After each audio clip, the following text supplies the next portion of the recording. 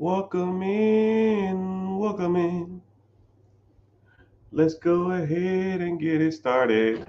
Welcome in, everybody. Mr. Richard here. Welcome to the Rich Get Richard.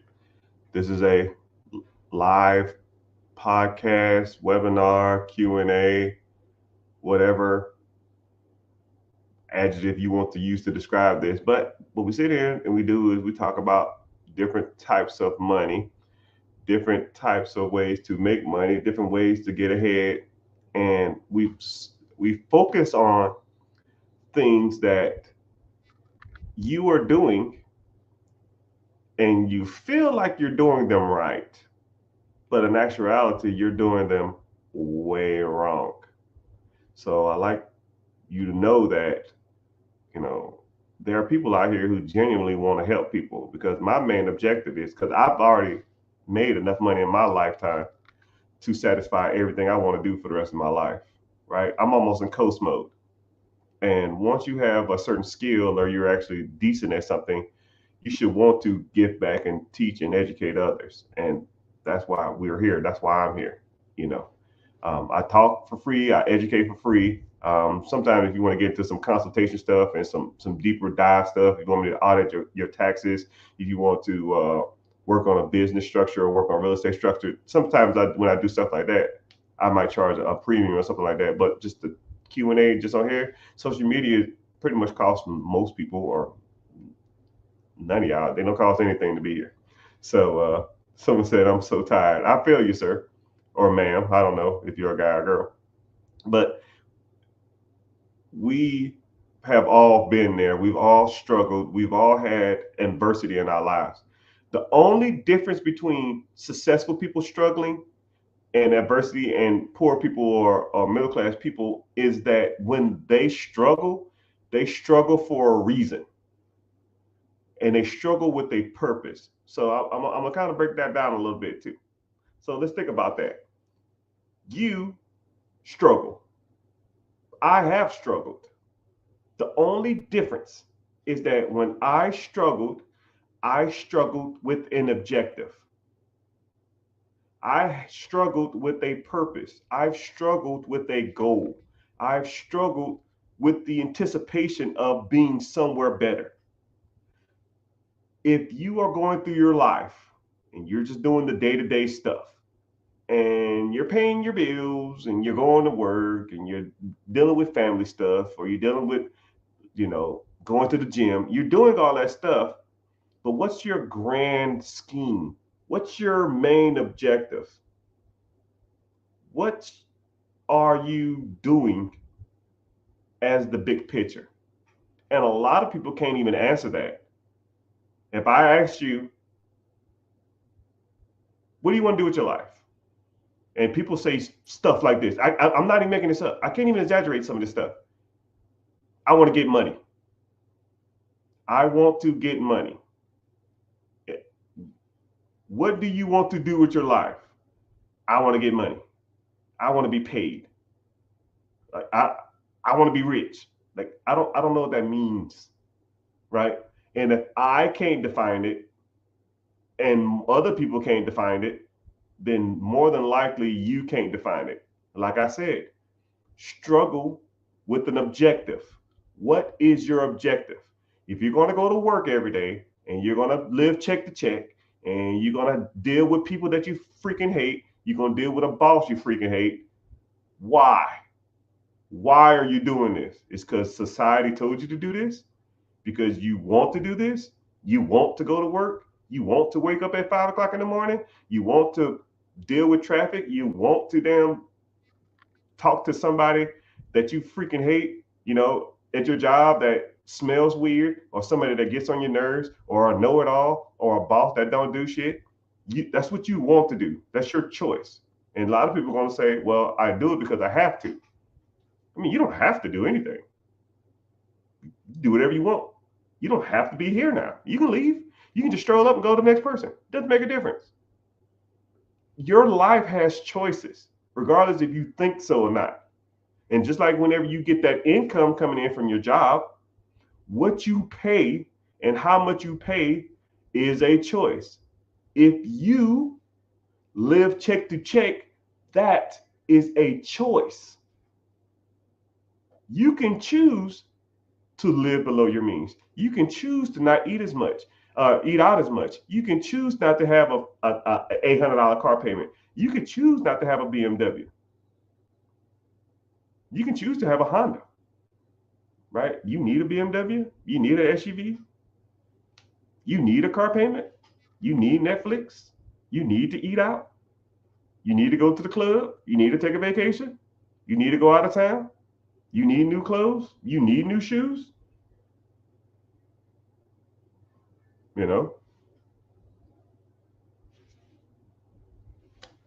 all choices. This is where it gets good, people. Your choices dictate what you don't choose, though. If you make bad choices throughout your life, then your life becomes harder. If you get $1,000 car payment, you have to work harder at a job to pay for that car.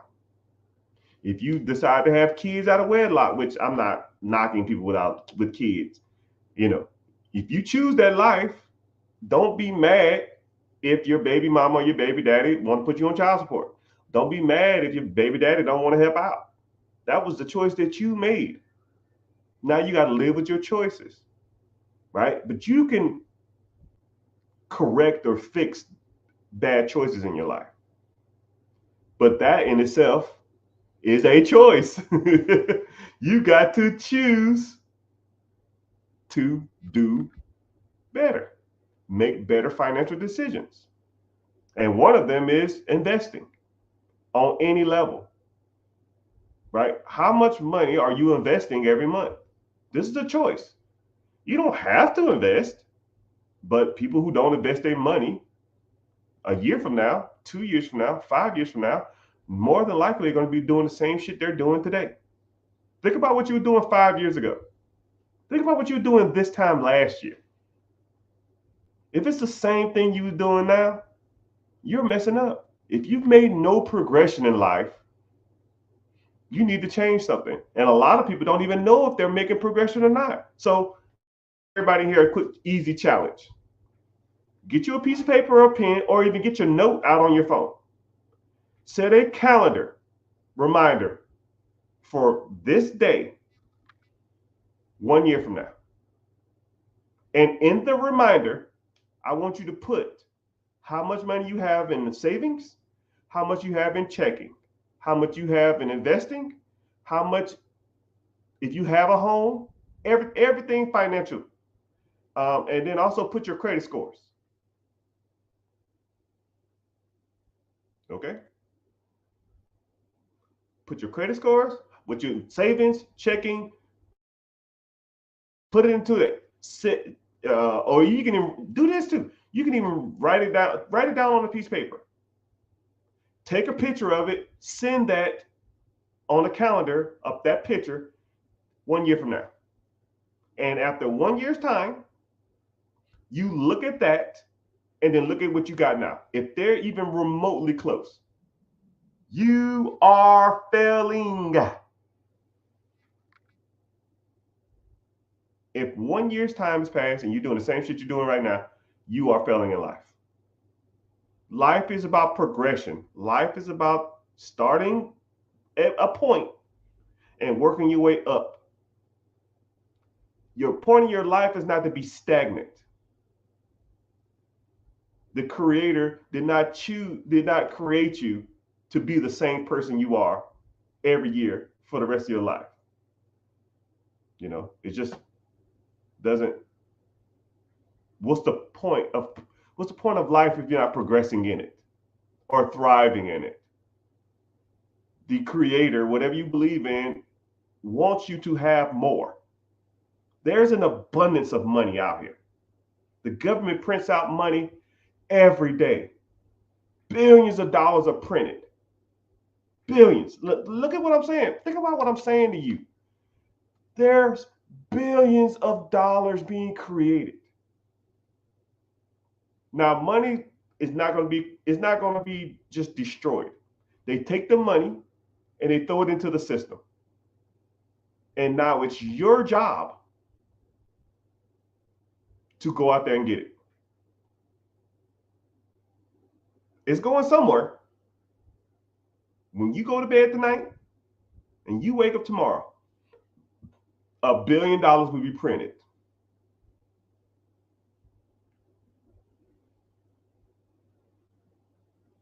Are you going to get some of it?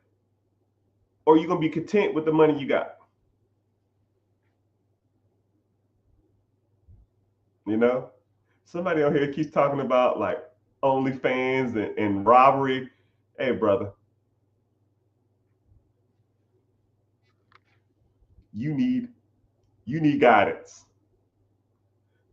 If your only avenue of thinking is OnlyFans, selling drugs, robbery, you have a poor person's mentality. How about some real estate?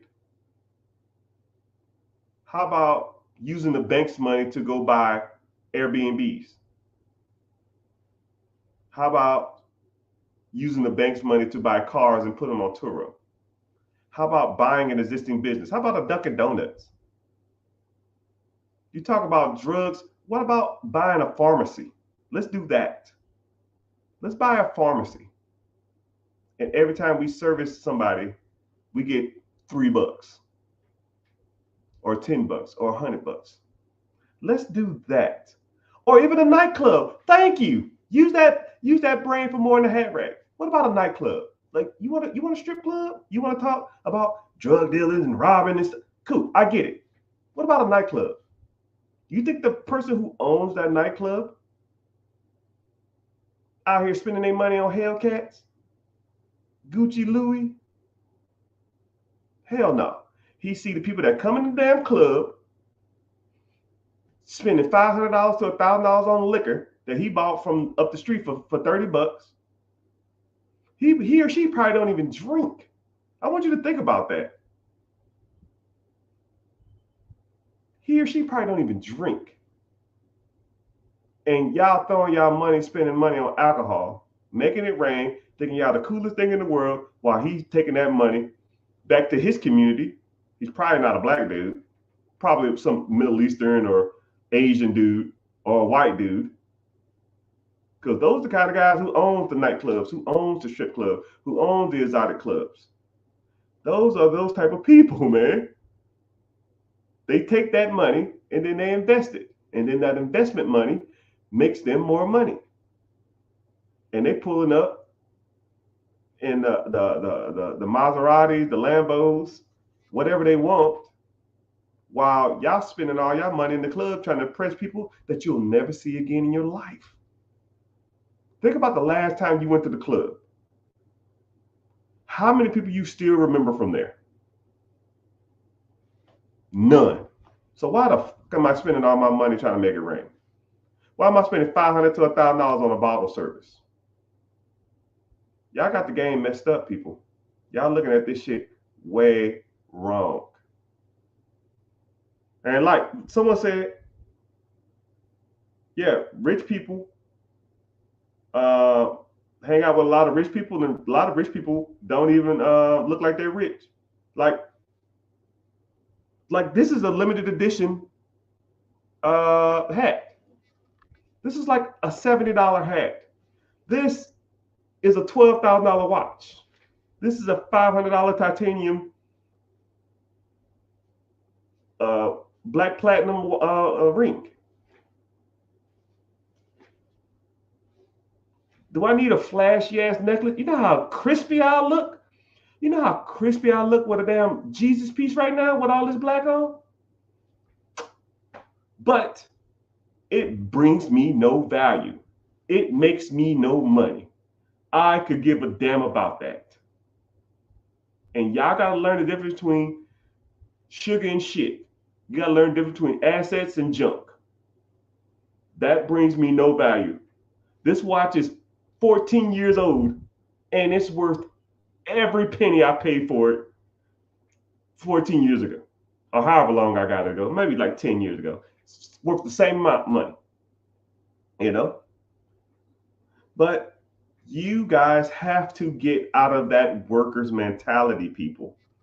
You're not going to come in here. I don't know who this guy or girl is, whatever, but I'm not going to get on here and be like, drug dealers, OnlyFans, bro. You're stuck. You're stuck in the pot, bro. I can't educate you or teach you how to make some real money if you're thinking the only way to make money is drugs. Only way you can make money is OnlyFans. Only way you can make money is strip clubs. Like, dude, you need to be exposed to a whole different world of making money. Probably the house or apartment you live in has a landlord. Somebody benefits off of every aspect of your life. I want you to think about that. Now, this is where it gets deep. Every aspect of your life, somebody makes millions. And I'll even break it down. The bed you're going to go to sleep on tonight, you bought it from somebody. They made money off you. You woke up this morning in a house that someone probably rents to you. They're making money. You hopped in a car that someone sold you. They made money. You put gas in the car at a gas station. Somebody made money. You stopped and got something to eat that someone sold you. You make money. You went to a job that somebody owns. For every dollar you make them, they make 10. So they are profiting off of your work. Then you drive back home. Let me grab a quick bite to eat on the way home. They're making money there. Let me get home. Let me throw on Netflix. They make money providing you a service. Let me turn on the AC because it's hot as hell in this house. The electric company makes money. And so forth and so on. You've made 10 millionaires every day of your life. 10 millionaire billionaires. Oh man, I need a new work shirt. Let me go to Amazon. Create millionaires. Every aspect of your life, you are making somebody rich. Now, let's flip the script. How in someone else's process throughout their day can you make money? Can you sell them a bed? Buy a bed business. Can you sell them a car? Buy a car company. Can you sell someone gas? Buy a gas station. Can you sell someone food? Buy a restaurant. Can you employ people? Own a job that serves something. Can you own a subscription service? Sell something. Can you own a AC company that services air conditioners? Buy an electric company. You see what I just did? I took your basic living, the way you looking at life, and all I did was flip it upside down and gave you a different perspective. Okay? I'm showing you that people are making millions of dollars off of you. Why aren't you making $1 million off of others? The money is being created right now as we speak. They're throwing it into the system. How much of it can you get?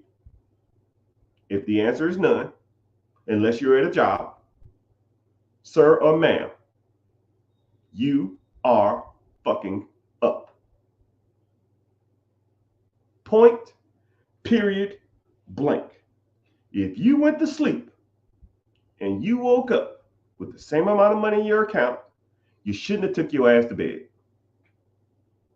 If you went to sleep and didn't make any money while you were sleeping, you shouldn't have took your ass to bed.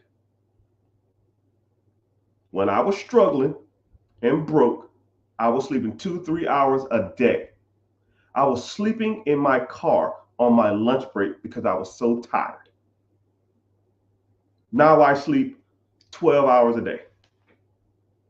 Not a boss, not a person in the world calls me unless I want them to.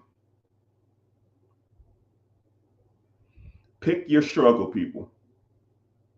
Pick your struggle. Someone talking about a sugar mama. Brother, not everybody can be helped. Not everybody will get it. You know how, like, this is what's crazy. I'm trying to put you on some game. I don't even know your name. I'm not even going to learn it. It's irrelevant.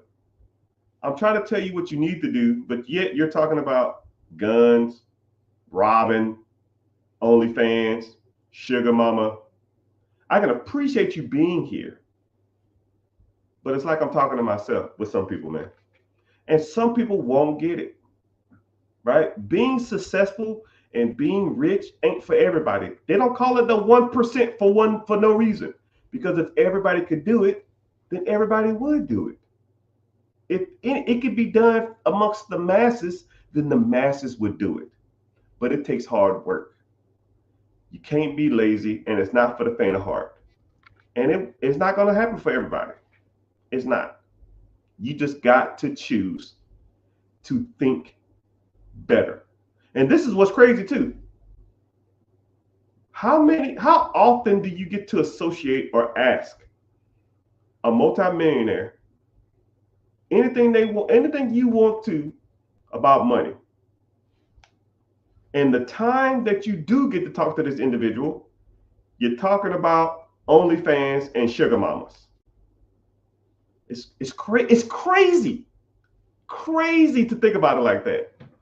You could ask a person in a position that you want to be in, anything in the world, and you bring up to him or her selling drugs, OnlyFans, strip clubs, robbing, and sugar mamas. It's crazy. It's crazy. It's crazy. Anyways.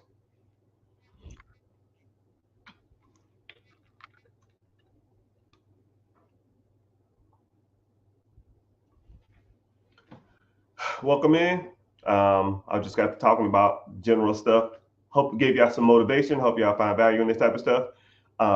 If you are watching from Instagram or Twitter or Twitch or Facebook, welcome in. I see some people from Facebook in the house. I see some Twitchers in the house. See some TikTokers in the house. Click the link in the bio and then click on YouTube. Well, first of all, if you want to learn more about this type of stuff, you want to learn, if you find value in some of this stuff and you feel like, man, I feel like I can do some of this stuff that this guy's talking about, click the link in the bio, join the free class. It's called Be Your Own Boss.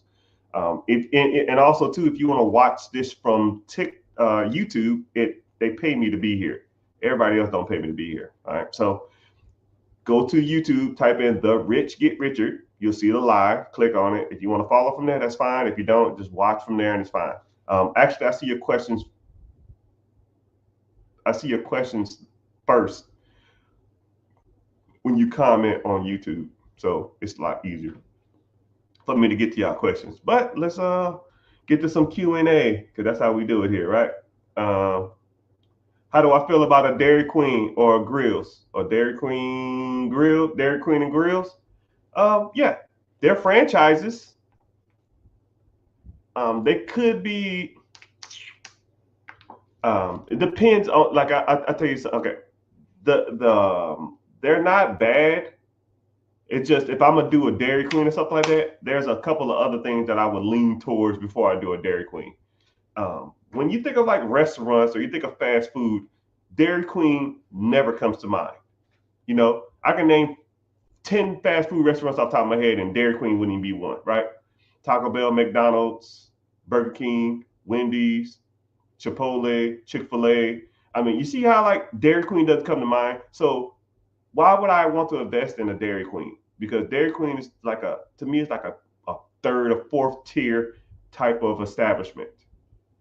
So if I was to do a restaurant or a fast food place, Dairy Queen wouldn't be it. But if I was to buy a Dairy Queen, it would have to be doing some serious numbers for it to be worth it, and it would have to be a price that's actually worth it. right? If they were selling it for 300,000 and they produced $200,000 a year in cash flow to me, oh shit, I'll run that, right? But a lot of people think I know what I got, I know what I'm sitting on, and then they overprice their crap, and then I'm just like, nah, I'm good. And generally, whenever those typical certain individuals who own those type of establishment, they always overvalue their stuff. I'm not gonna get into like the demographic or something like that, but you know what I mean. You can fill in the blank. But yeah, but there's and also too is a franchise. Whenever you're dealing with franchise, you have to pay a franchise fee, you have to pay an ad fee, and all this kind of stuff. But you do get help, you do get assistance, and I do like that aspect of it. So they're not bad, but there's other things that I would look into before I get into Dairy Queen. But if you're interested in that type of stuff, man, I can break down franchises, I can break down restaurants, I can help you start a restaurant, I can help you get into a non-franchise restaurant. It just depends on what you want to do. Okay. Good question though. I I've got done real estate. I don't know what I mean, but I want to, I've done. I'm assuming you saying I've done real estate and I want to get into business. Should I focus on buying a business or focus on real estate? I am. I call myself the options man, right? I like options.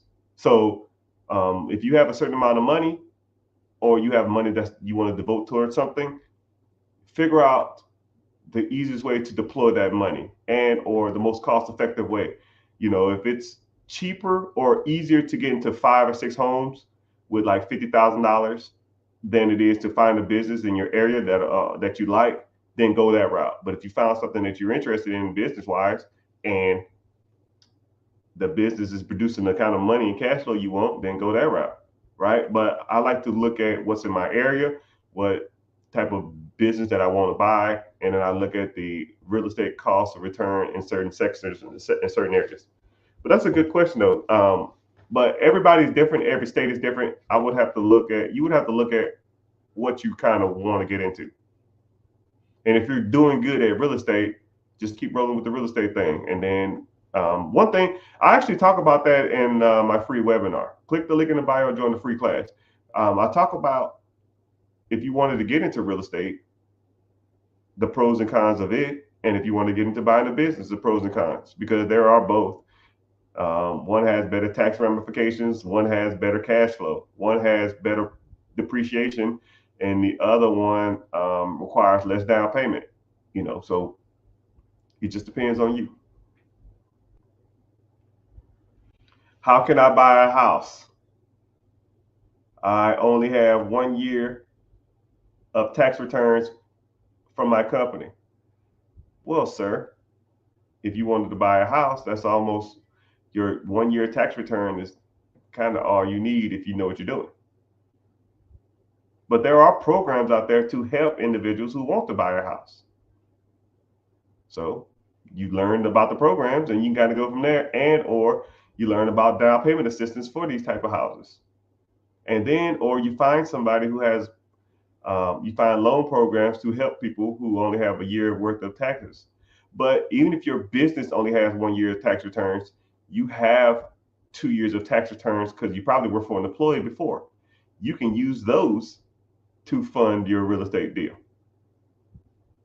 But you probably didn't even know that. And one thing about my tax business or the tax business that we own, we can review your taxes to see how much house you can even qualify for. And I don't know if you have a S corp, C corp, or a Schedule C, or not Schedule C, sorry, S corp, C corp, sole proprietorship, or LLC, or however your business structure is. Some of that stuff will make a difference. But we'll get into it. You know what I mean? How many SBA loans can you open per year? You can open up an SBA loan every 9 months, not to exceed $5 million in total debts. Someone said, I'm listening to a dude in a blazer and a Lacoste hat. Yeah, well, this Lacoste hat probably costs more than everything in your house. I'm sorry. On a house. Yeah. But I hate not having hats. So I always wear hats. And this is what's crazy. I I'm always cold. I'm always code. I walk around with a blazer or a like a polo style zip up all day long, all day. Like I wake up, I'm no exaggerating. I wake up, I put on a blank T-shirt, and I put a blazer on top. I have probably 30 blazers, and I wear them like jackets. Like it's just a jacket to me. Like I walk around the house, like I'm literally laying on the couch under a blanket in a blazer, right? If you look close enough, you can see my dog hairs. Because my dog, I don't know if y'all heard me earlier, my dog lays on my blankets. And then I put the blanket on me and it gets on my shirt. I mean, that's just the way it is, right? I mean, I literally wear this all day long. And if I have to go somewhere, I just leave like this. I'm in Home Depot, Lowe's, Target, the movies. I'm in, so if you ever see me and I don't have a blazer on, it is what it is, right? And then, like I said, if I'm out somewhere and I see somebody I know and they say, "Hey, how you doing, sir? Hey, let me get a photo." Now I look presentable, I look decent, and I wear this all day long, literally all day long. I check my mailbox in this. I mean, except the gym, I'll always have these on. But it's like a regular jacket. It's just like a regular coat to me. Someone said, "Oh yeah, how many businesses can you open up every year?" Yeah, not to exceed $5 million in debt, and or you can open up as many businesses as long as you don't have exceed $5 million in debt, and you can get an SBA loan every 7 to 9 months if that's what you want to do. But if you are in the community and I teach you how to evaluate deals, you shouldn't even be open. You shouldn't even be looking at a second deal for at least 2 years. You should be looking at your second deal. If you bought a business, you should be looking at a deal probably every 2 years, because it takes about 2 years to either recoup and or start making real money. Because you want to take all the money out of the deal, and you never want to take money out of one deal and put it to another. You almost want to recoup your money first. So let's say, for example, you bought a business and you put $50,000 down, right? And let's say that business is making you $150,000. Okay, year one, you're taking your $50,000 out. Don't take the $150,000 of income you made, leave the $50,000 in the business just to go out and buy another business. Like that doesn't make sense. Get your money out of the deal first. Get your down payment out of it. Now you made 100,000, right? And then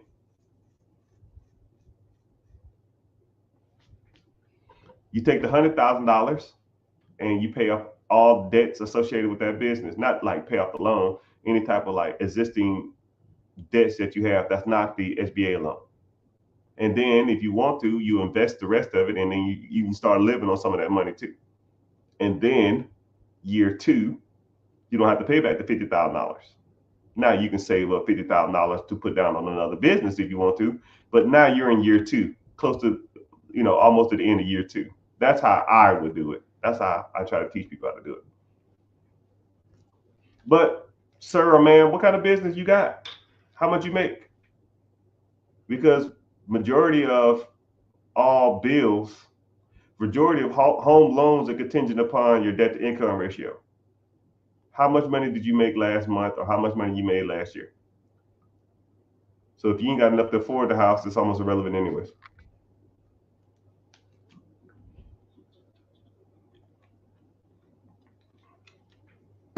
What are the chances to use my HELOC as a down payment?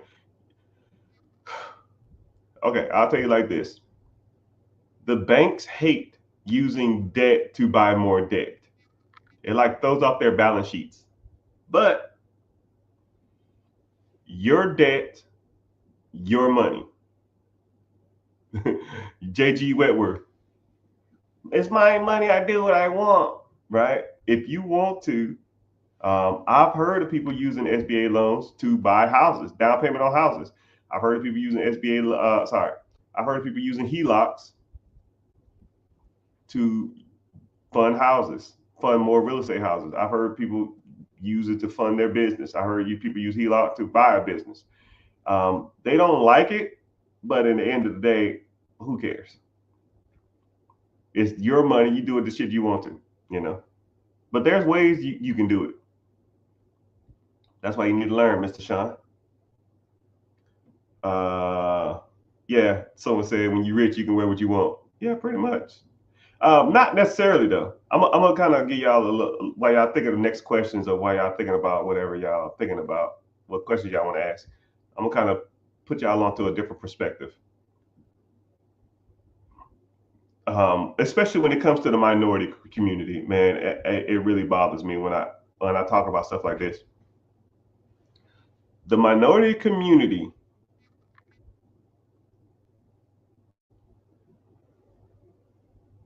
values appearance first. They don't value what you're saying. Okay? And it really shouldn't be like that. And we're one of the only type of people that do that.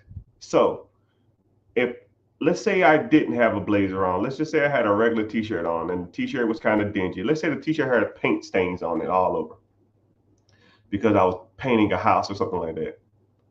Hey, congratulations on the wedding. I hope your wife knows she got a plan for life and ain't no bull crapping. I hope we do it, part. Anyway, that's another story. Uh, if I dressed down, right? I know people out there who are worth millions, tens of millions of dollars, who teach people how to make money, and they show up in sweatpants and t-shirts and backwards hats. And they're not black. And their community eats every word that he says. But if I dressed in some Walmart hoodie or some shit, a backwards hat, a scruffy beard, looked all, y'all wouldn't know, half the people wouldn't even be in here now.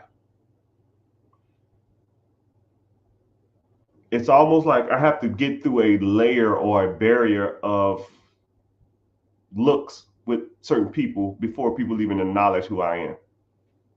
And it shouldn't be like that. It really shouldn't. I've seen people on social media with, I'll go to their lives and they'll have 600 people in there. It'll be a white dude sitting in front of his house with a pair of $5 Walmart shades and an old dingy t-shirt. And his message is not even as powerful, as potent, or as worth it. It's not even worth the listen. Like, it's just regurgitating shit he probably heard off social media or something like that. Or there's no value in there. It's just talking. Be 1,000 people in there. And then somebody like me, I'll wear like suit jackets and I'll be presentable and I'll have to enunciate my words. I have to focus on what I'm saying so I don't sound like an idiot. And I barely scratch the surface. It shouldn't be like that. It really shouldn't, but it is, right? It's an uphill battle for minorities. And the hardest people on me is not the outside community, it's my peoples. And it shouldn't be like that, but it is.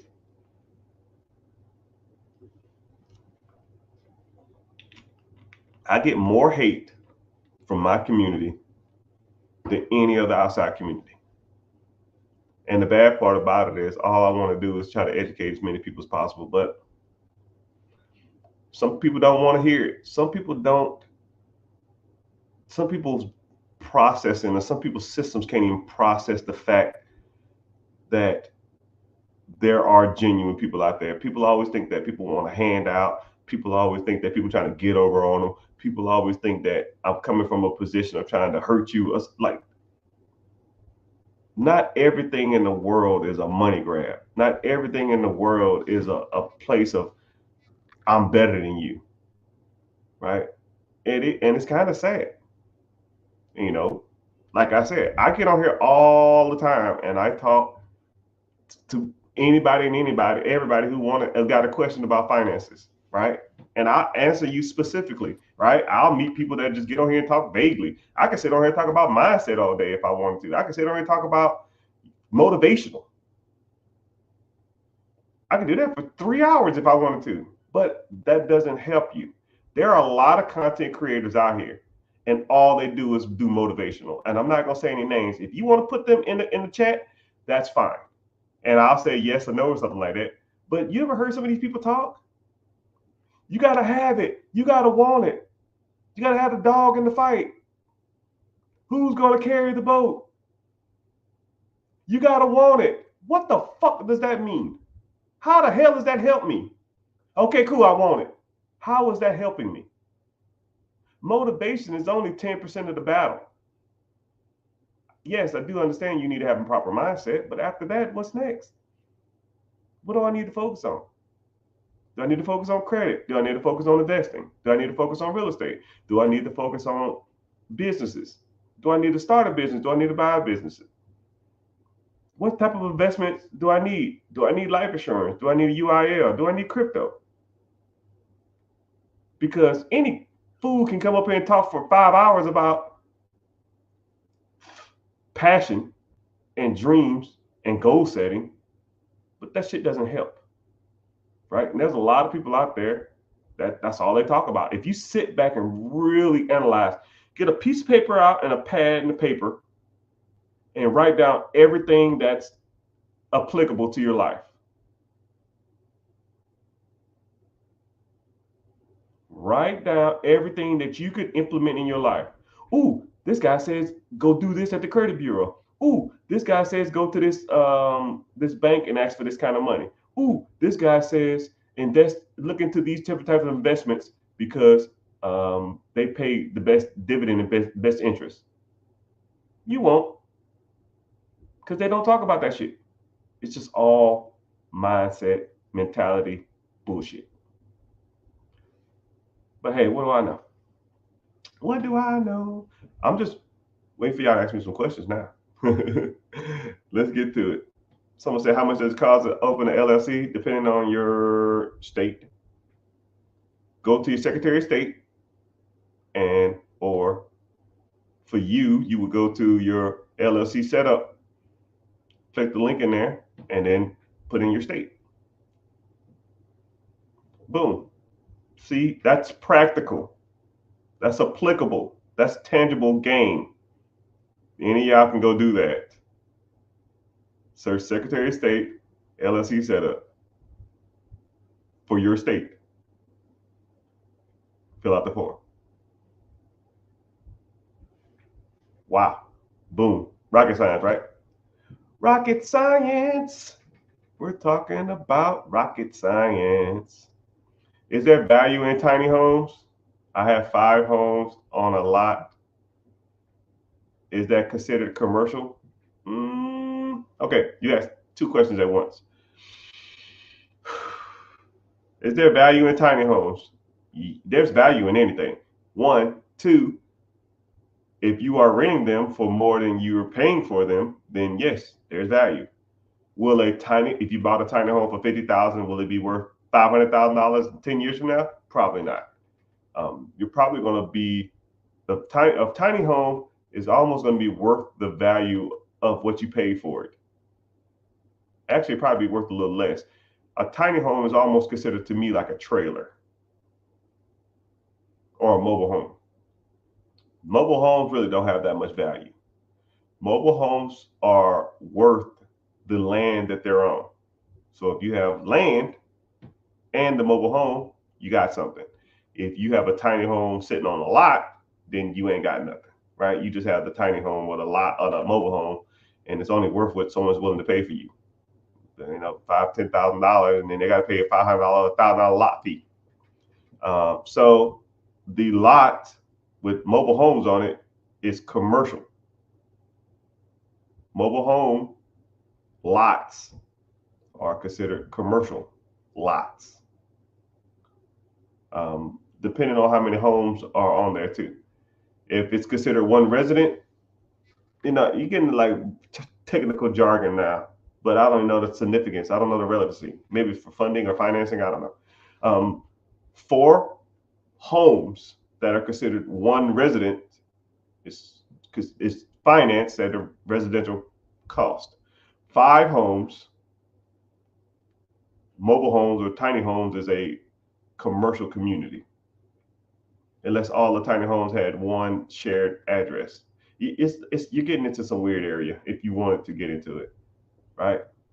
But if you okay, I guess the moral of the question is, do tiny homes have value? Yes. If you rent them out, sure. Could you sell the tiny home for more than you paid for it? Probably not. That's just the way it works. But good question though. It's a different perspective of that question. It's just a different mindset, a different outlook on that, and different understanding. But I don't know if you want to buy or build more tiny homes, or I don't know what you want to do with that though. But like I said, we're streaming all over social media. Got quite a few people in here. Welcome in, welcome in, welcome in. Like I said, if you're watching from anywhere but YouTube, click on YouTube. I see Instagram in the house. I see Twitter. 2 Instagram pages, which I don't know about the other one, and I'm never on it. But yeah, Twitch. Welcome in, Mr. The one Twitcher I got. I got like 10 followers on Twitch. I'm never on there. I lost my password, but glad you're in here. Say something. I almost want to be the biggest financial content streamer on Twitch because I go there and it's all like video games and shit, or Kai Sanai and Speed. I don't know how the hell they getting all these damn views. I don't know. I just need to start doing stupid stuff and dancing. People, people clip me out or something. I don't know.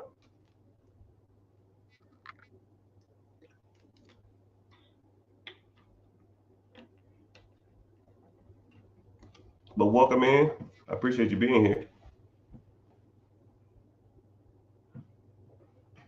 But yeah, we're streaming Facebook, YouTube, TikTok, Twitch, Instagram.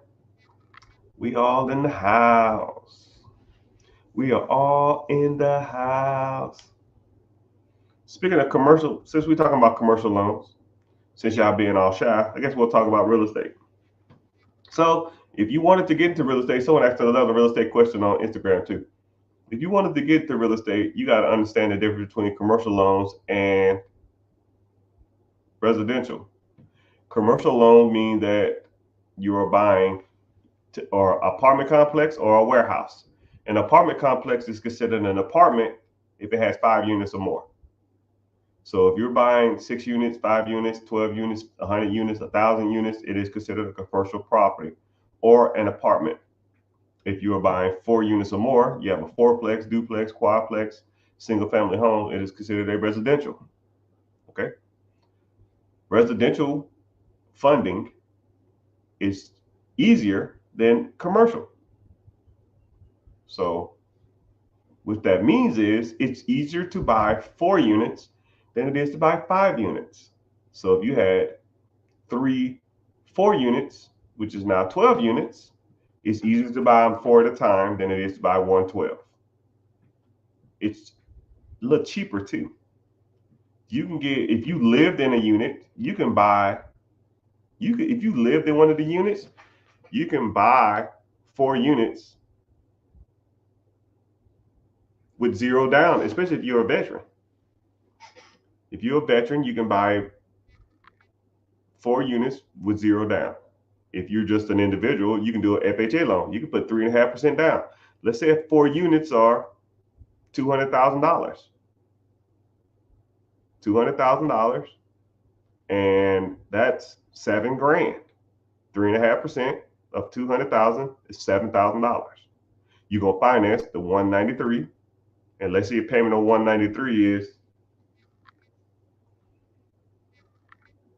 $1,500. If all 3 of the units are written out for $700 a piece, 700, 700, 700, you live in one, 7 plus 7 plus 7, that's 2,100. Your house payment, your PITA, property taxes, mortgage, and insurance is $1,500. You're making $600 to live in this place. So now you could take the $700 profit and go out to the club. You could take the money that you was going to be spending on rent. You can go out to the club and buy a Hellcat, and you think you're doing it because you're saving $1,000 a month rent, and then you're making $700, which is $1,700 profit in theory. But somebody who knew what they was talking about would just pay the mortgage like it's just a house payment. You take the $700 from each house, which is now $2,100, and now you invest that. And don't live off of it. Don't go to the club. Don't go eating out. Don't get no scat pack. That's dumb, right? You barely getting your feet wet. Now you spending the little money you got on dumb shit. I see it all the time. I see people start to get a little traction, start to get a little motion, starting to get somewhat ahead in life, and then they take their winnings or their earnings or their profit and they dwindle it on dumb shit. Yo, man, you flip this house or you got an inheritance. What you gonna do with it? You just made 40 grand. You just made $20,000. You got a duplex. The duplex is paying you $1,500 a month. What are you doing with this? Man, shit, I'm living life. I need this just to survive. You need the extra $1,500 a month to survive? What the fuck are you surviving? R. Kelly? Some people didn't get that joke. But anyways, moral of the story is, man, you got to take the profits you're making and put it into something that's going to make you more money. And then once that makes you more money, then you keep flipping up. You keep flipping up. Keep flipping up. And then till one day you flipped up so much that you don't have to flip no more. Okay? That's the game. That's the hustle, people. A lot of people just overthink this shit. Okay, so I'm gonna get to y'all questions. I want to get to this one first. Somebody said, I want to buy a Challenger and put it on Turo. Let me help you out. Better question. Why? Out of all the cars in the world, why a Challenger? Why a Hellcat? Why a Scat Pack? Because you want to drive it on the weekend and stuff? I thought like Scat Packs and shit like that is like, I think they're like top 3 stolen cars. Do you want to buy the car to make money? Or do you want to buy the car so you can drive it and make money on the side? I mean, that's like, if you're going to do it to make money, a Challenger is not where it's at. I got a buddy. I wish I had my phone available. He has 15 cars. And they're all cars that you would never think that to put on Turo. There are the bottom of the barrel, barely go. See, that's your problem. Because you want to be cool and try to make money on the side. Throw that cool shit out the window, man. Fuck being cool. Fuck a Challenger. If you want, I'm gonna tell you something, man. I've driven and been in all the cars, every car you can imagine. Challengers and Hellcats and Durangos, those shit don't turn heads. Lamborghinis, Rolls Royce, Cybertruck will turn some heads. Those type of cars turn heads. Make enough money to buy a real head turner, not a fucking Charger. You know, and then also too, my buddy with 15 cars, dude, Honda Civics, Nissan Centuries, uh, Jeep Compasses, freaking minivans. He has like 3 caravans. Are caravans cool? No. I don't know if I drive a fucking caravan. But now my buddy makes about $250,000 to $300,000 a year, renting out 2016, 2015, 2014 cheap ass cars. He buys them. You know, think about it like this. Let's say you bought a Challenger. Okay, let's say the Challenger is 50,000. You know how many 2014 Nissan Sentras I can buy for $50,000?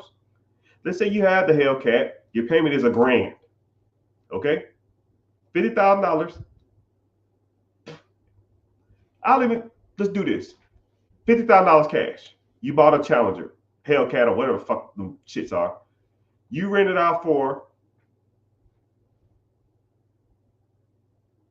$100 a month, $100 a day. Okay, $100. Let's say you rent it for 15 days. That's $1,500. Wow, that's some good money. Wow, that's good. You go buy a Nissan Sentra, 2014, $8,000. You rent that shit out for $40, $45. I'll make it 50 just to make it easier. $50. You rent that shit out for 15 days. That's $750.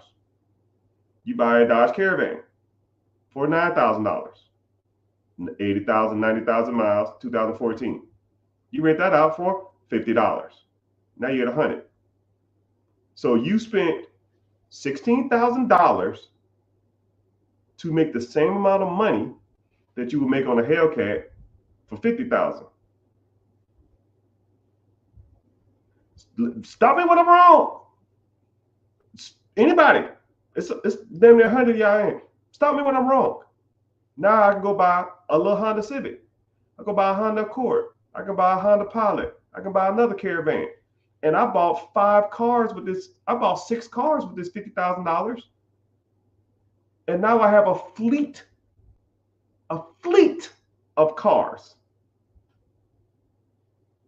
Now instead of $1,500 a month, which is $17,000, $18,000 a year, which you're not quitting your job with an extra $17,000, $18,000 a year. Now I got a fleet of cars that's probably making me $40,000, $50,000 a year. Now, $50,000 a year, we making some moves. We get some motion now.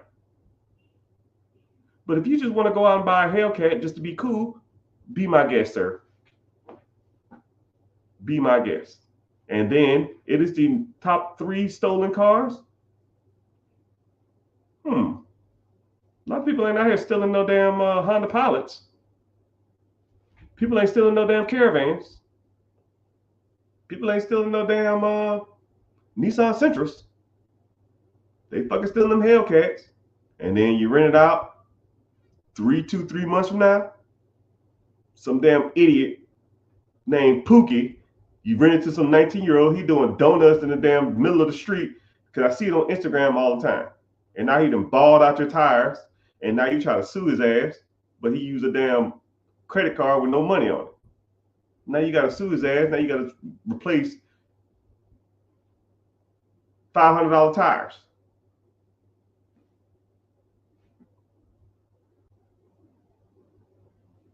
You trying to make money or you trying to be cool?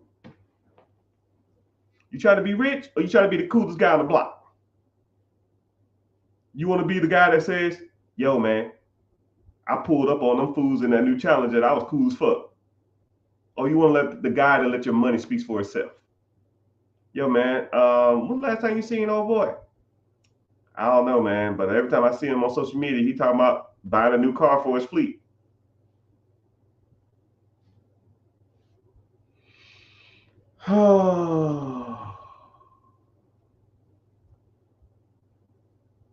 Someone says, so no Tesla for your daily? Fuck no.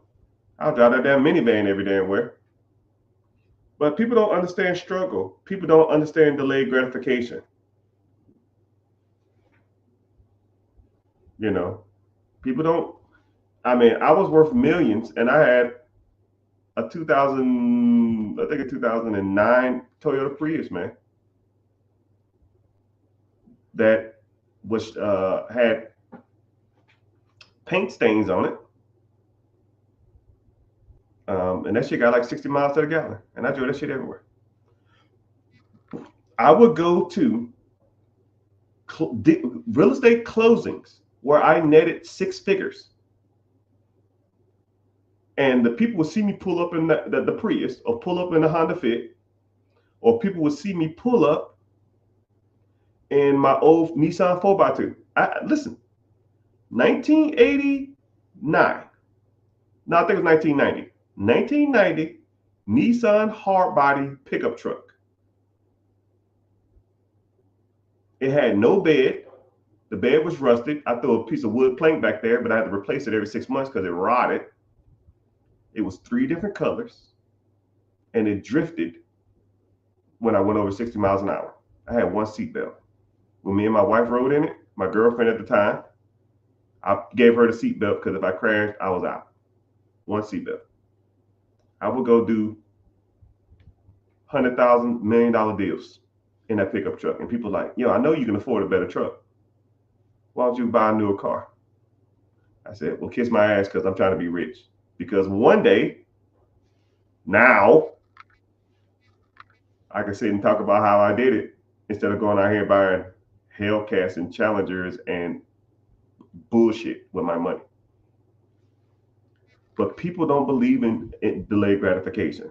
I drove shit for 15 years.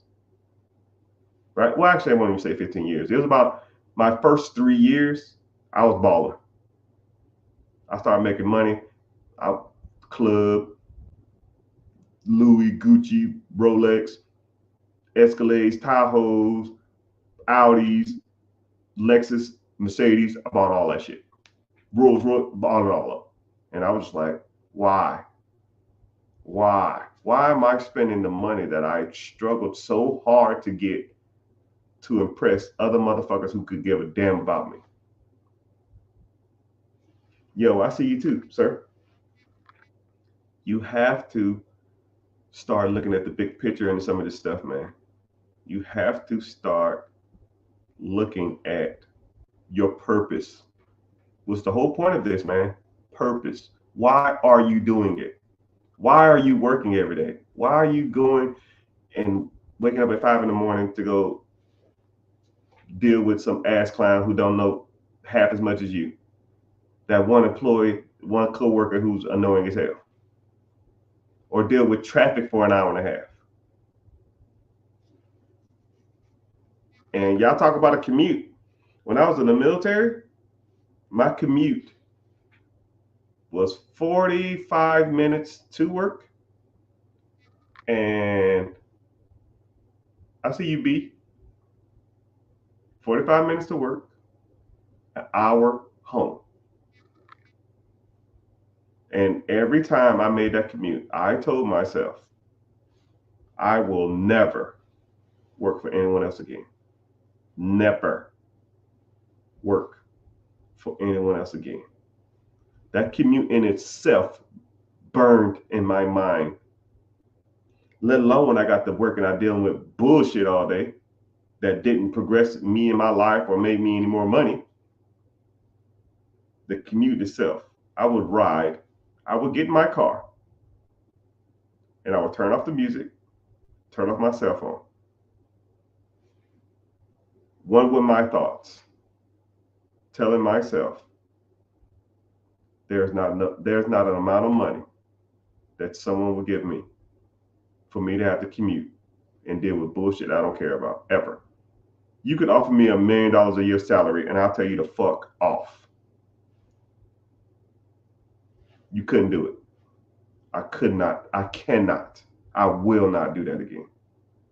And something needs to, it's something, all of y'all need to like have the trigger. Something every single one of y'all have to tell y'all something needs to happen, right? I don't know what it is. I don't know what's your. You got to get back into a wall, and something needs to happen, and you need to tell yourself, yo, this is it.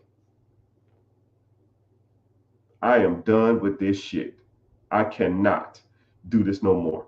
And I don't care what it is. I don't care what it is. I will do it. And when I meet people like that and I talk to them for more than 5 minutes, I already know. I already know. I say, yo, you gonna make it. Hey, Mr. Richard, I'm ready. Okay, cool. Why you say that? Work ain't paying me enough. My boss getting on my nerves. Ain't enough money to go around. I'm tired of this shit. I'm frustrated. I feel like I'm stagnant in my life. I'm not getting nowhere. I can't do this shit no more. I fucking can't do it. And I was like, all right. And then, or they'll start saying stuff like, I don't care what it is. I don't care what you tell me to do. I'll do it. And when people get that weird ass, like, I'll do anything type deal, you know they will. You know they will. And one thing about our community is a lot of people in our community feel like that, but instead of doing the right thing, they do the wrong thing. Right? Because we've struggled and lived below means for so long that we'll just take any type of chances necessary to try to get ahead. But those type of chances that people do generally result in going to jail or worse. Right? Not going to talk morbidly on this, but you know what I mean?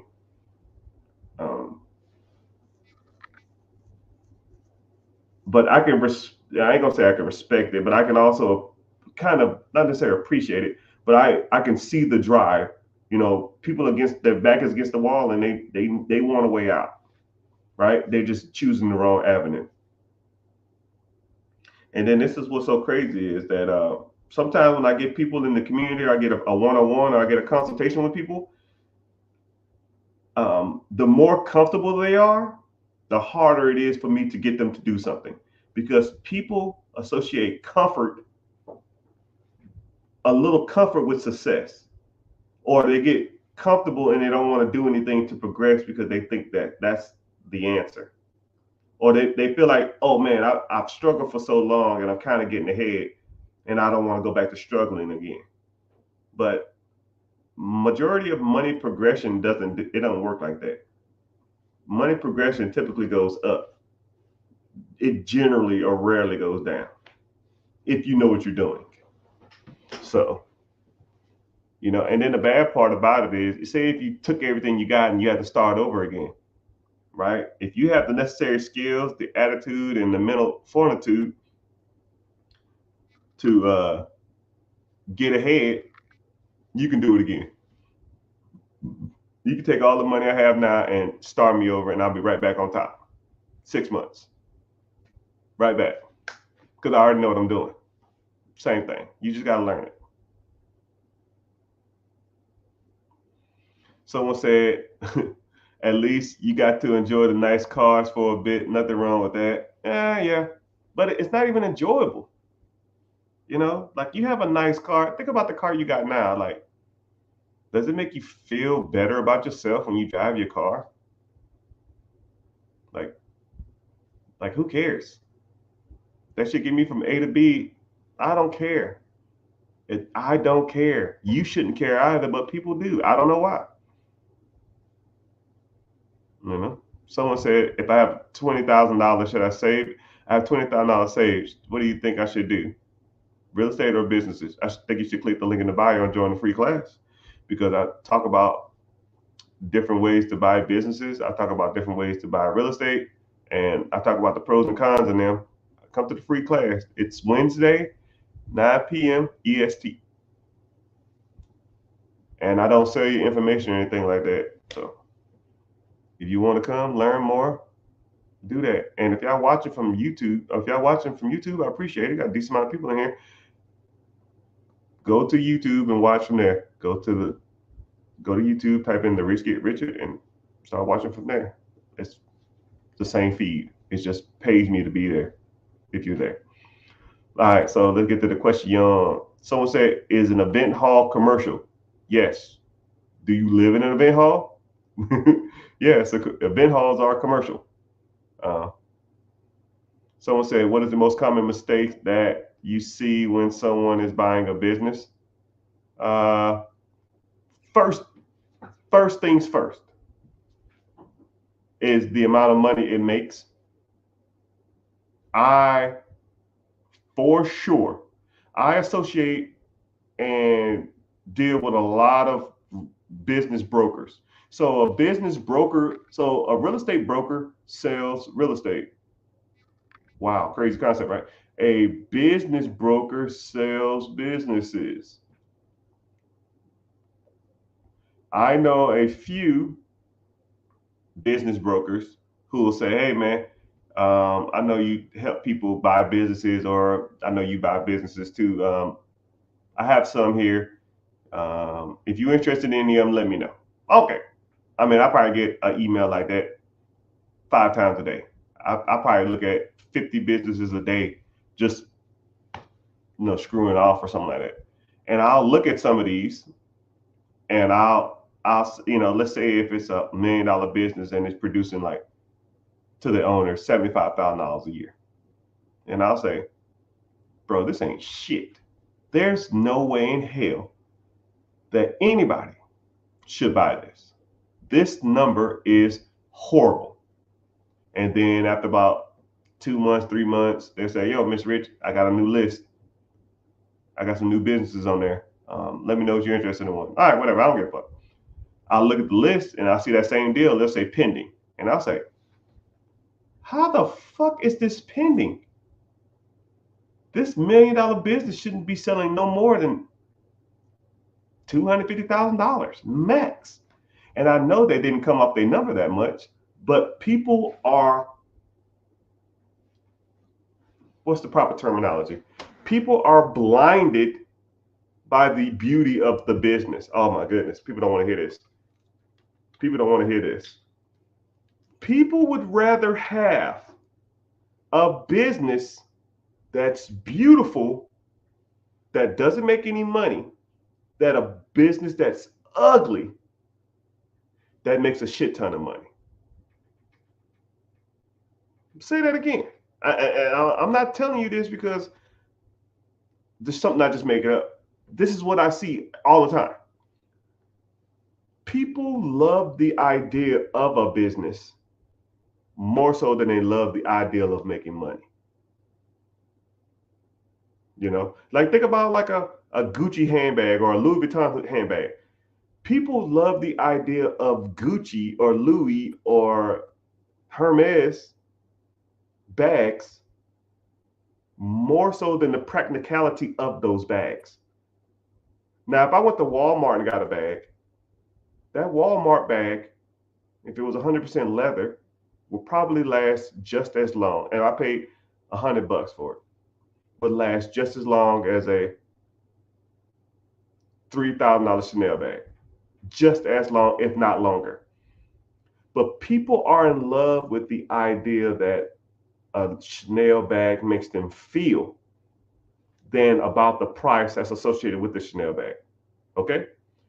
When people have businesses for sale, people are in love with certain business ideas more so than the fact of the bag of the business itself. Like any type of like beautiful business, they fly off the shelves, and people buy them wrong. And that to me is a common mistake.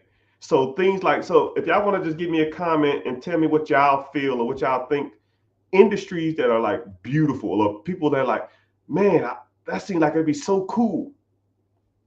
Those type of industry, anything that people brag to other people, "I own a blah blah blah. I have a blah blah blah." Any of those, anything like that, those are common mistakes because people overpay for that shit because they want to be cool instead of want to make money.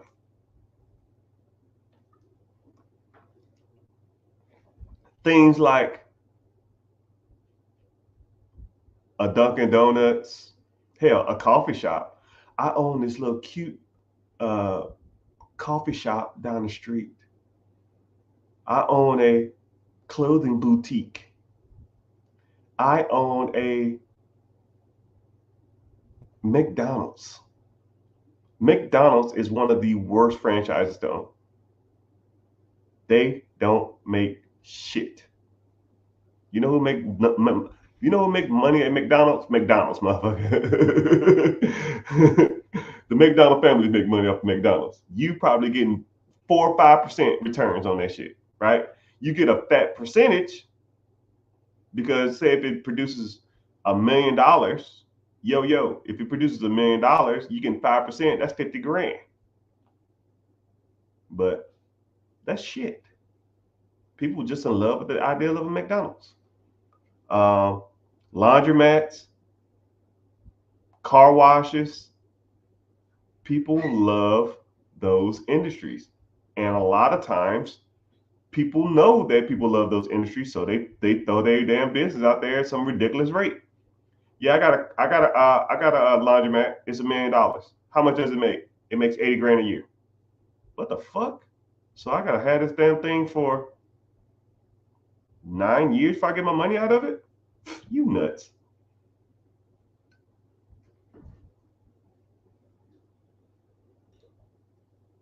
Somebody said most franchises, not necessarily. Not necessarily, but you need to learn. Franchises sometimes can't be that bad. Sometimes franchises are okay. You just got to know how to evaluate. But I'll tell you something too. Every student or every mentee or every consultation that I've ever done, everyone, every single one will say, "Yo, I have um, I have 5 businesses that I want to buy." And I say, "Okay, cool. Before you have them right now, copy paste. Yep, cool. Let me show you how to properly evaluate a business."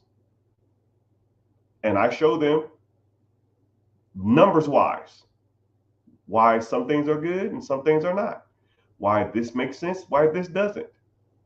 And I generally 99% of the time don't get any backlash because I'm financially showing you why certain industries make sense. I'm financially showing you why this does make sense. And then they'll say, "Okay, damn, that's pretty good. I appreciate that. Okay, those 5 businesses, send them to me now." Cool. Look at the 10 seconds. Wow, never mind. This sucks. Yes, it does suck. Next. It's a little better, but wow, this is not that good either. Yes, it sucks because people are in love with certain industries and the ideal of certain businesses instead of loving the money and financial aspect of it. Okay? And you got to learn. And I'm here to teach you. Link in the bio. So, anyways, somebody said, "I have $200,000 to invest."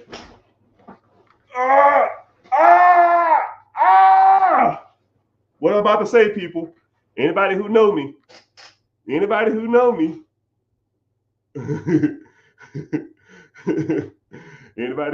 somebody said, "I got $200,000 to invest. I just sold a house. Could I should I buy another foreclosure or such?" Brother, you, my friend, anybody who knows me know what I'm about to say. Brother, you must be new here. You are already rich and you don't even know it. 200,000, wow, brother, you are sitting on a gold mine. You are rich and don't even know it. Meaning, when I tell people okay, here we go. So for those who don't know, who knew, he seemed like he's new. He said, I'm lost. I got you. When I ask people to define what rich is, I get 100 different answers. But when we break down rich is not having to worry about bills, having a lifestyle that you want, and almost comically doing whatever you want. You can go as you please. You can come as you please. You don't really answer to anybody. You are, in theory, rich.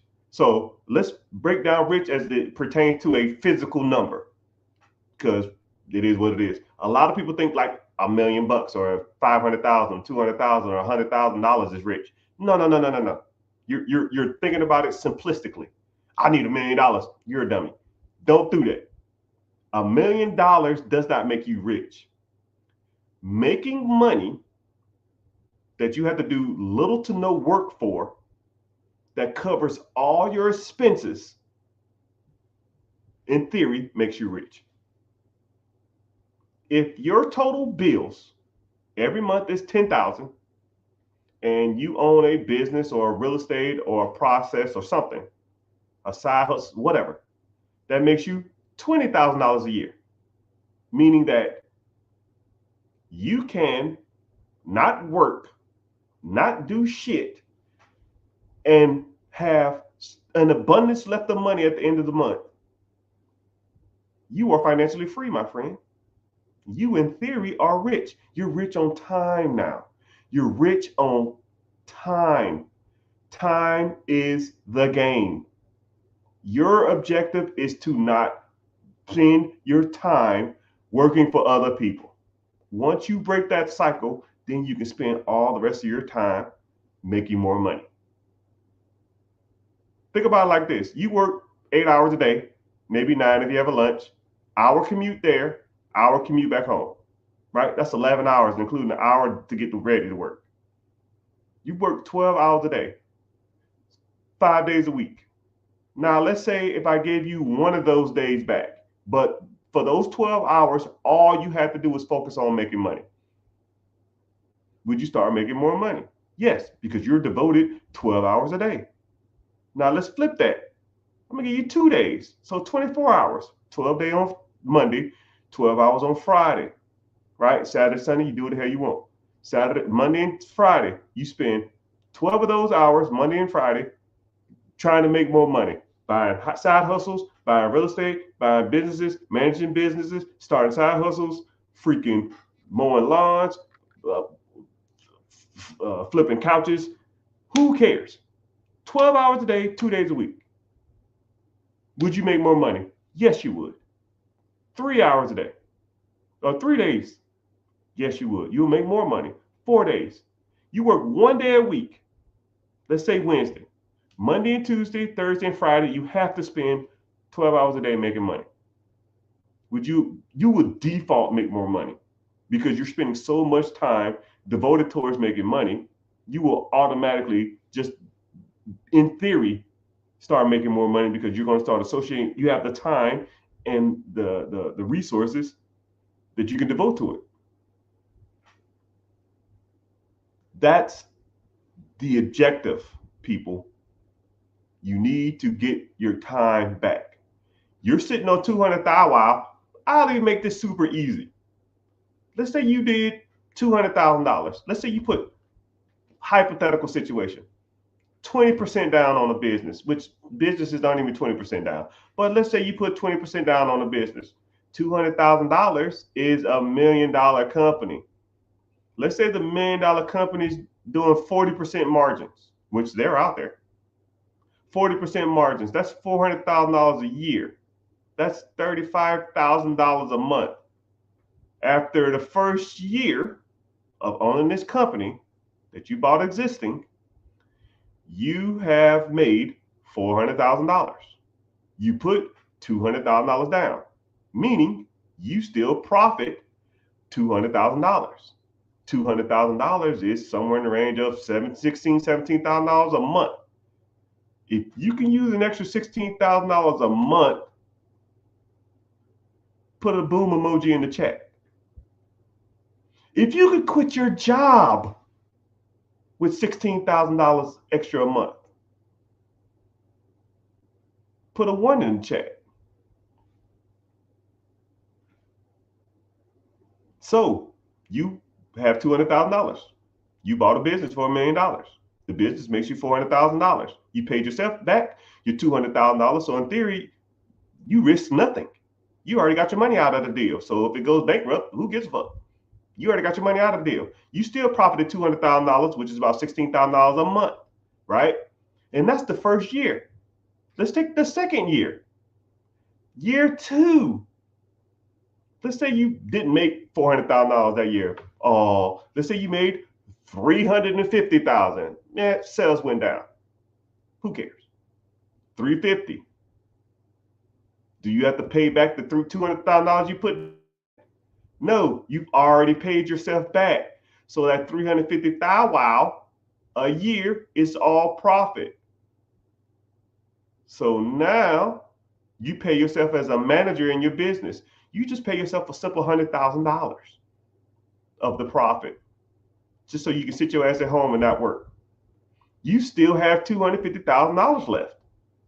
So what do you do with the $250,000? You go buy a house, you go to the club, you buy some Hellcats, some Chargers, some Gucci, you take a vacation? Fuck no. You buy another $1 million company. Boom. So now you're in year 3. You put $200,000 down on that business. That business is going to make you, let's say if it's producing $400,000 a year in profit, you're going to pay yourself back the $200,000 you borrowed from yourself. But you still make a $200,000 profit. So now you got an extra $200,000. But business 1 produced you $350,000 year 3. So now you got $250,000. You got $200,000 from business 2. You got $350,000 from business 1. So now you made $550,000. You pay yourself $100,000 as an employee, but you're still sitting on $450,000. So what do you do now? You go buy the Hellcats, you buy the Chargers, you buy the Durangos? Fuck no. You take the $450,000 of profit and then you invest it into an ETF, mutual fund, index fund. Let's say the average stock market returns is 10.1% since the Great Depression, 1933. That $450,000 is going to make you $45,000 in interest a year. So now year 4, you make another $450,000. And then the $450,000 you got in the ETF is going to make you $50,000 more dollars. Now you're sitting on $900,000 in 4.5 years. That's going to produce you 10%, $90,000 a year that you don't even have to fucking work for. On top of the $100,000 you pay yourself as a salary. Now you are a millionaire in 5 years off a $200,000 investment by owning 2 or 3 companies, people.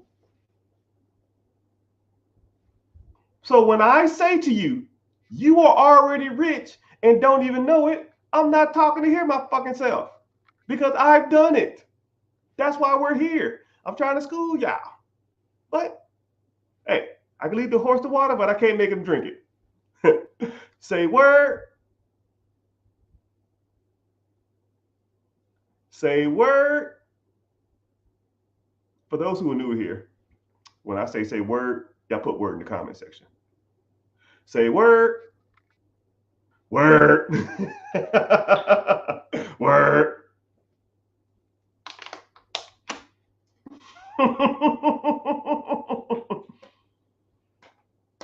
Hey, I got a buddy. My old boss is in the house. I'm recording this class, man. You can't be putting me on blast, man. But sir, I'm telling you what. I actually just retired this year, man. I'm doing pretty good, sir. We'll leave it at that. I'm wearing whatever shoes I want to.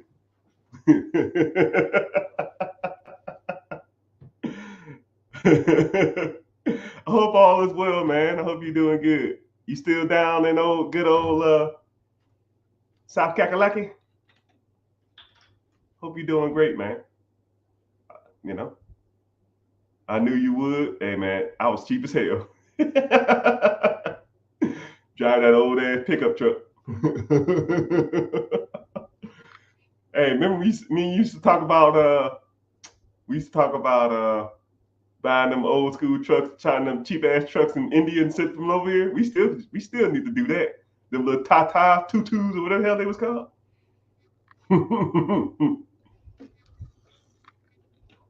Mm. But I appreciate it though. I'm glad somebody believed in me. But I mean, all honesty, back in the day, I moved up to a farm and I'm raising goats. Oh man, that's dope. I hope all is well. I remember I'm gonna tell you something too since you in here. I always give people their flowers. I call it giving flowers. It's like acknowledging people whenever they're around because whenever they're gone or you never see them again, it's hard to tell people how much you appreciated them. And back in the day, you really wasn't hard on me. I was just a young, dumb knucklehead who didn't know no better, running around just being stupid. And I mean, you never like disrespected me. You always talked to me with respect. And when I first like met you, you came off as like, I didn't know you, and you had like a real southern drawl. I mean, a lot of people that have my backgrounds don't take too kindly to people with like southern drawl and stuff like that because there's a lot of like divide amongst people from like my area and your area. You know what I mean? But you never like looked at me differently. You always treated me with respect, and you always listened to what I had to do. You never really gave me a hard time, and there was some things that you did at work and off work that I almost like truly admired, and I really appreciate the guidance that you did. I really something that you did that I really really like kind of got me involved in real estate.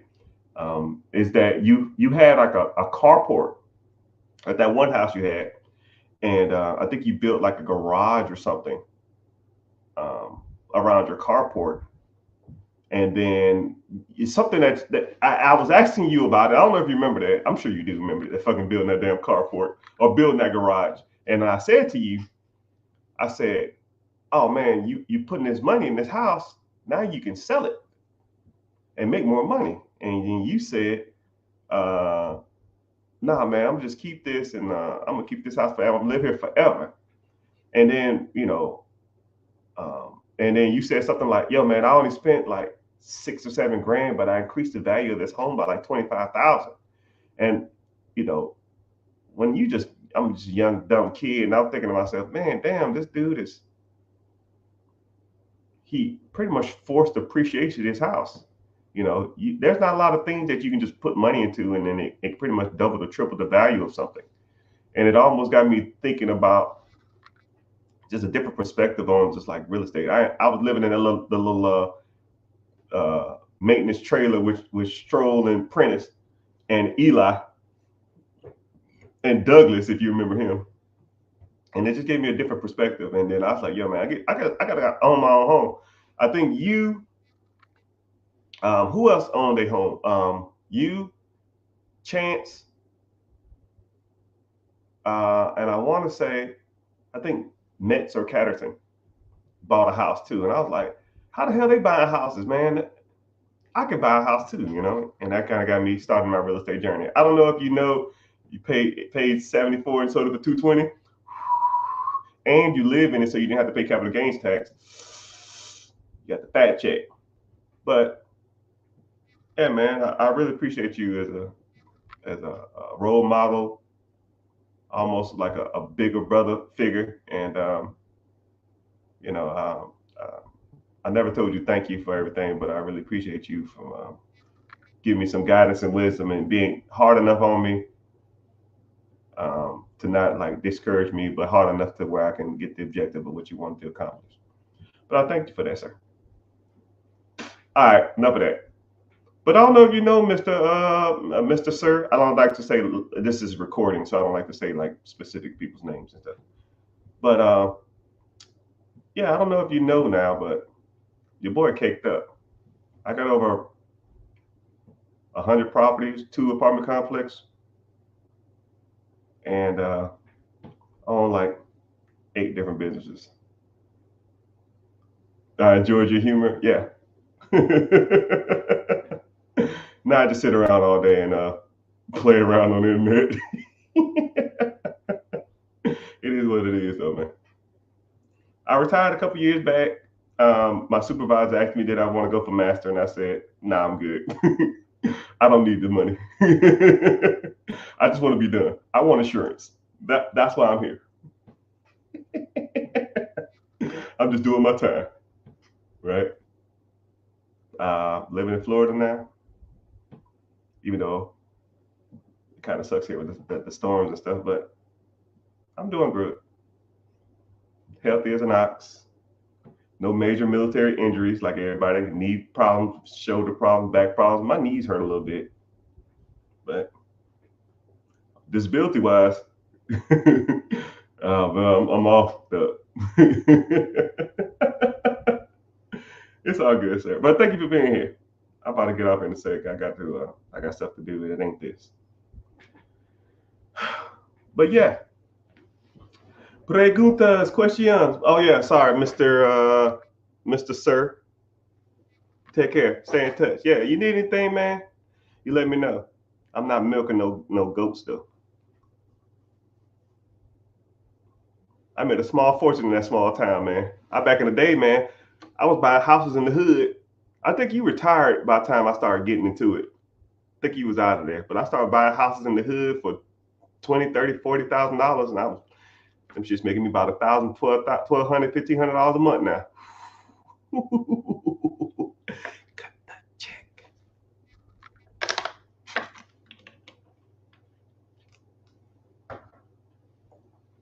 What is the best business? What is the best business to buy? To what degree of absentee owner really absentee? Good question. So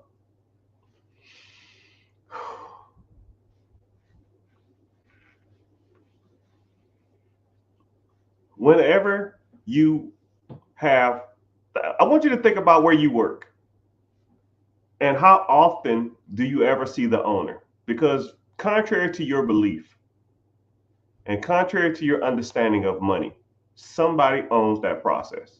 Somebody makes money off of you working there. Okay? Somebody makes money off that process. How often do you see that person, him or her, in that process? Let's say you work at Walmart. The owners of Walmart, do you think they bag groceries? Do you think they clean up on aisle 5?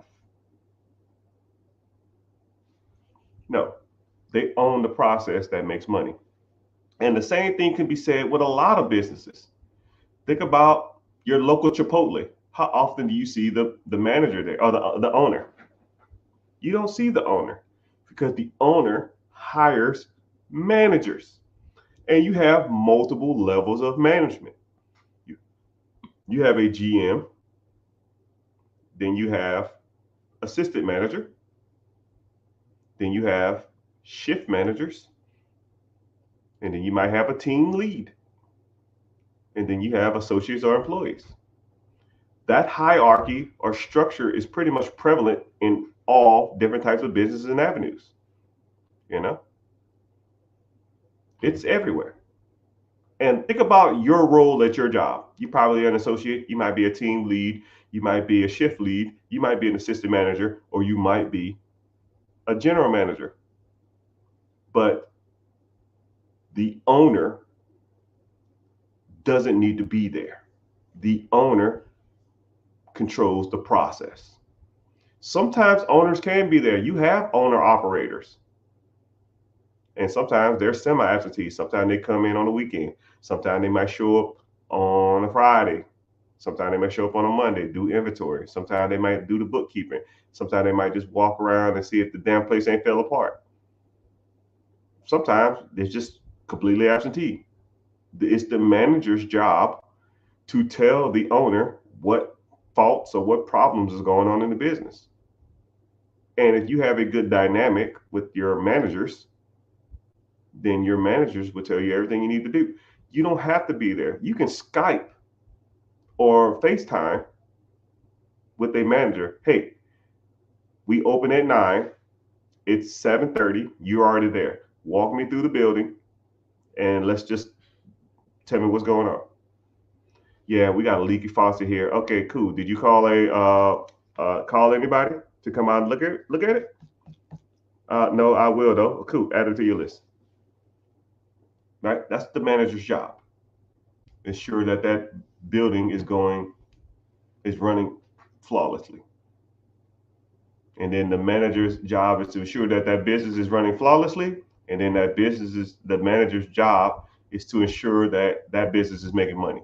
Because if that business don't make money, then the manager don't make money. And if the manager don't make money, the assistant manager don't make money. The assistant manager don't make money, then the leads don't make money. And if the leads don't make money, the employees don't make money.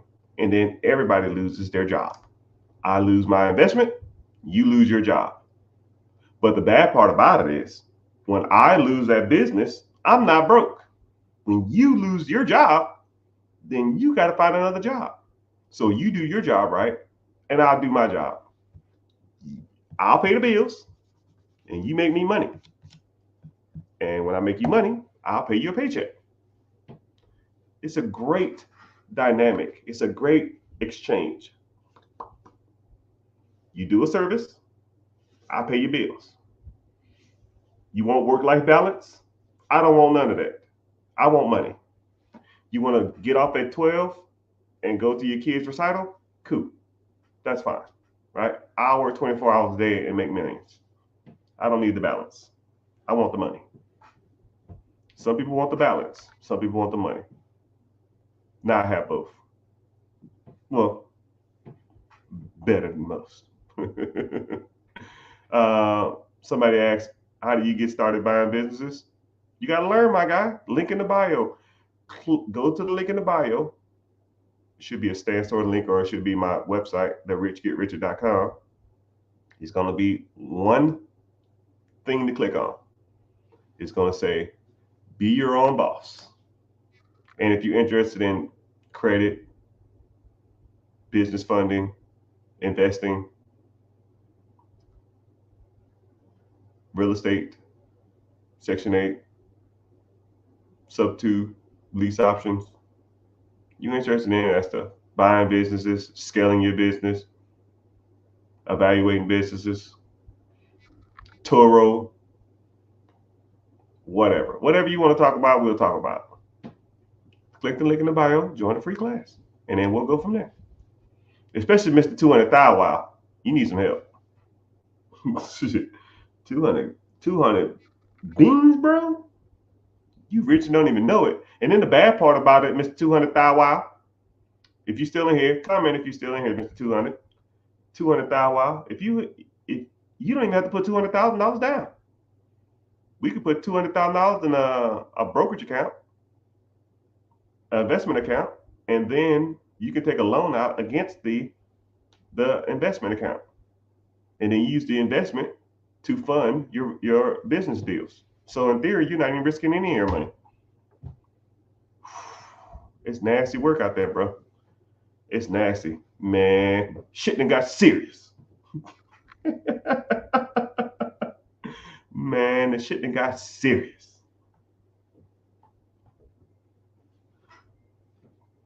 What was the website? Yeah, it's click the link in the bio, click my name, go to my main page, wherever you are. I don't know where you're watching. You'll see a link.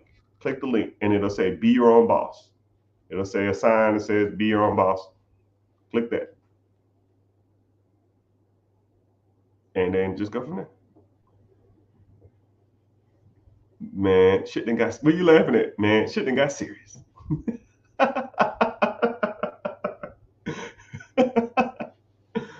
La, da, da, da, da, da.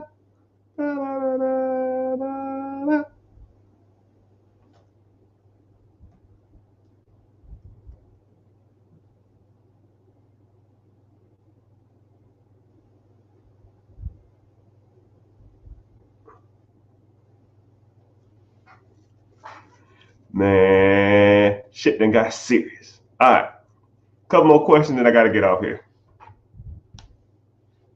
Let's see what we got. Let's see what we got.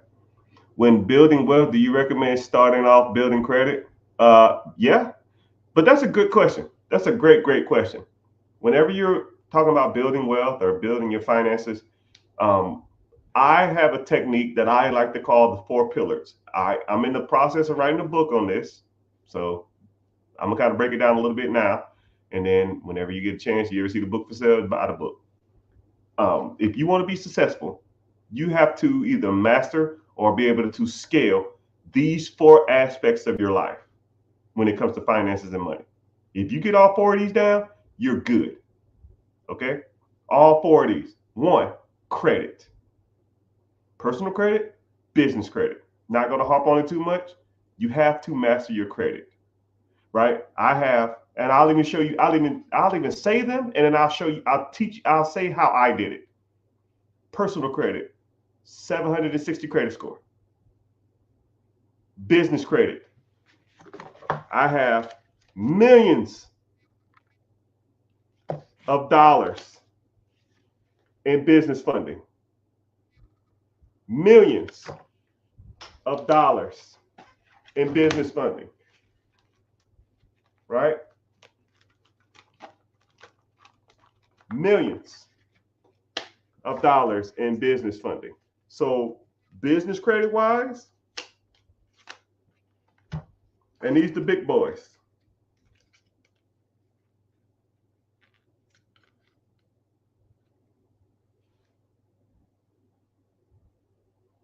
These the big boys. This is $2 million worth of lines of credit, people. $2 million.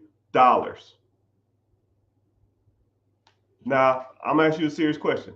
If you had access to $2 million of credit, what would you buy? But you had to buy something that make money. It's rhetorical. You didn't even got to answer. It's irrelevant. Just think about it. $2 million worth of credit. And that's just on these 3. And that's just on these 3. That's not including the ones over here. Master credit. Next, investing, mutual funds, ETFs, high yield savings accounts, index funds, mutual funds, stocks, bonds, 401k, IRAs, IULs, whatever the hell they're called, life insurance. Understanding and grasping all of those assets that produce you money year over year. Okay? And now you don't even want to talk about my portfolio. I probably drop 60 to 70 grand a month in my my funds. 60 to 70 grand a month. Think about that. When I'm 55, 60 years old, I'm gonna be getting checks for about $1 million to $2 million a month for the rest of my life. Just adding money on top of money. It is what it is. And then I'm gonna give it to my kids, and they can make $1 million a month. I don't give a shit. They can do whatever they want to with it. They're gonna be spoiled as fuck, and they just don't even know it. Next is real estate.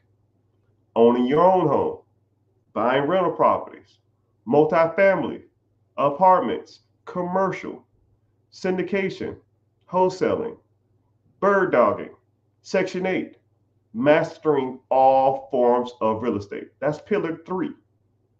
Pillar 4 is ownership of processes that make you money. Businesses, vending machines, cars on Turo, Airbnb, buying businesses, starting businesses, anything that makes you money while you're sleeping. You don't work the process makes you money though. Now, if you bought something that makes you money, you still can make money while you're sleeping, but you make more money. If I had a business that I own that I work 60 hours a week, how many businesses can I own? Two max. I have a business that I work an hour a week. Well, how many can I own? Well, shit, 50. Whatever, how many you want? And those are the four pillars that you need to master. And if you haven't mastered any of these, you need to be shown and taught how to do it. And congratulations, I'm here to teach. So if you're interested, sign up for the free class. Click the link in the bio. Join, let's get started. But make sure you're following. I'm always out here giving all the game away. I'm always trying to school and teach and educate because I kind of comically like it. The way I talk to you now is how I talk to myself. You think I'm hard on you guys, I'm twice as hard on myself. And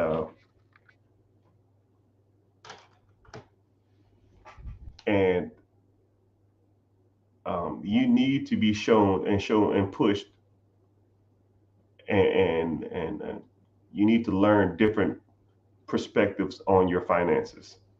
You can't just go through life doing the same shit every day and expecting the same result.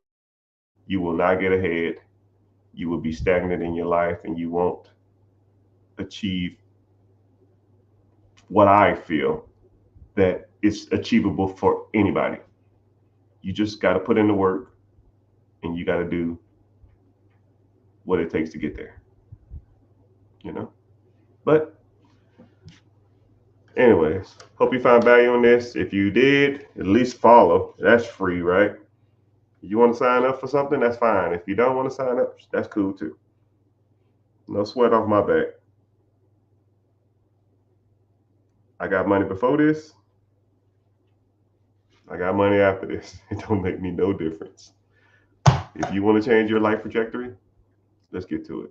See you in class. I'll be the Zane. Later, dudes.